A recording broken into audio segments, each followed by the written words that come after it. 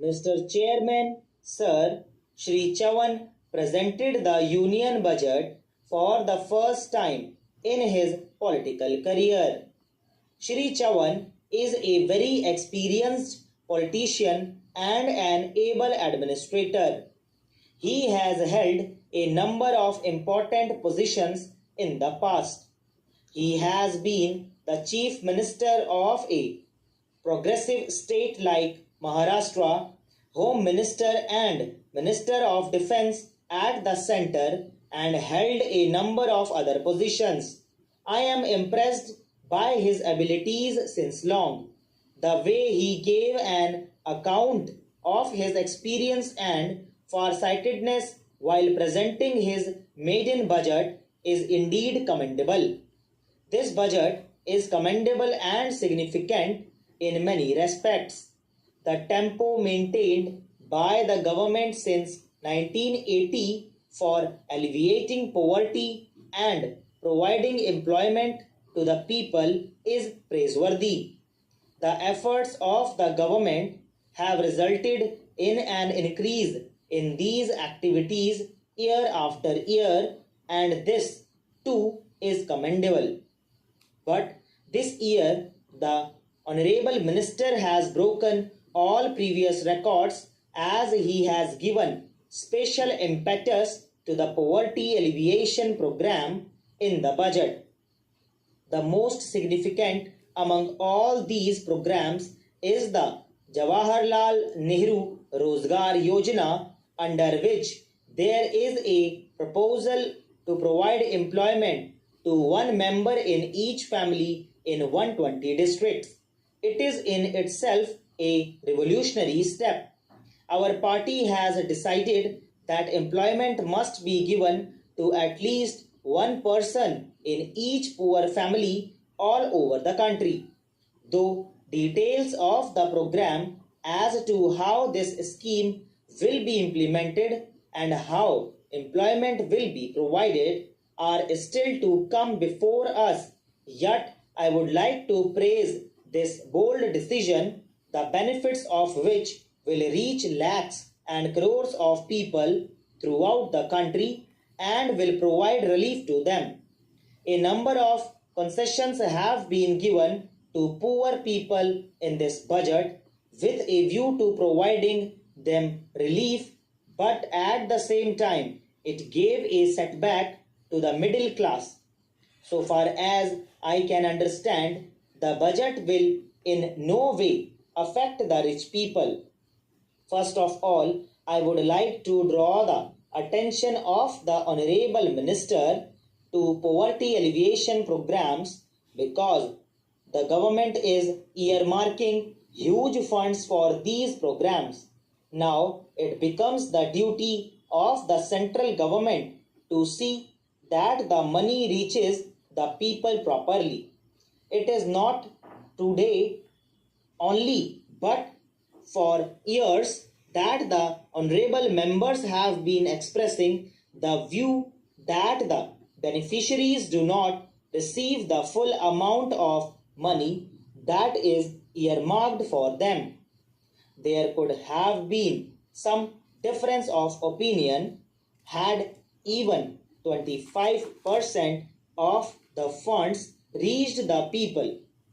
But it is an acknowledged fact, and the government, even the Prime Minister, has admitted that the money released from the center under poverty alleviation programs or employment programs does not reach the people.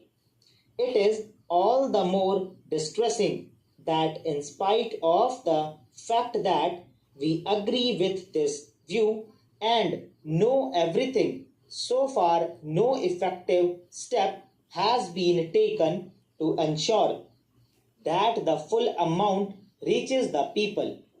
Only two agencies are involved in this work. The central government allocates the money and the state governments implement the programs. It is the central government that knows the extent to which the guidelines issued by them are followed by the state governments. One thing is certain, that once the money reaches the district and block level, the central government has no control over it. It is said that monitoring is being done, but how and in what way it is done?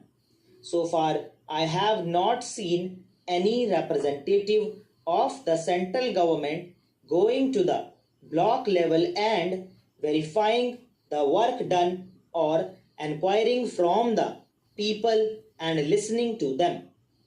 The central government has not taken any steps in this regard. The Honorable Prime Minister has also been saying that out of 6 rupees, only 1 rupee reaches the people and the remaining amount is spent on administration. I would like to cite the instance of Uttar Pradesh. In this state, there is a district development officer in each district to look after the development works. Nowadays, all works have come to a standstill. The officers have no work to do. The District Rural Development Agency, a parallel agency, has its parallel office and parallel staff, but the agencies of the state government are silent. Nobody knows what they are doing except attending to routine administrative work. Most of the state governments do not undertake any development work out of their own resources.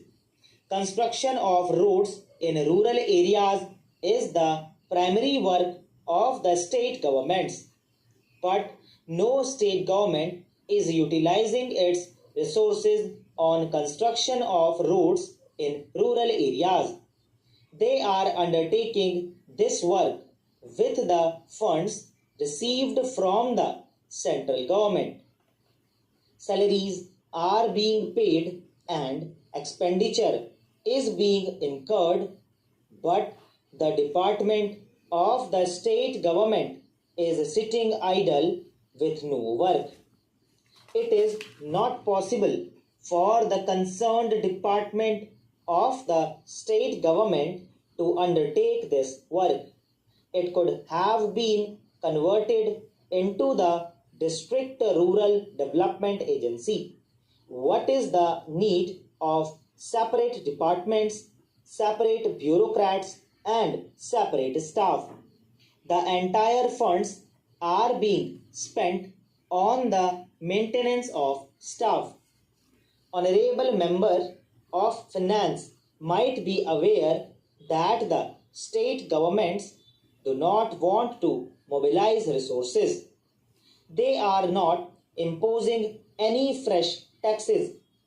We come to know from newspapers and AIR and TV news that such and such state passed a tax-free budget.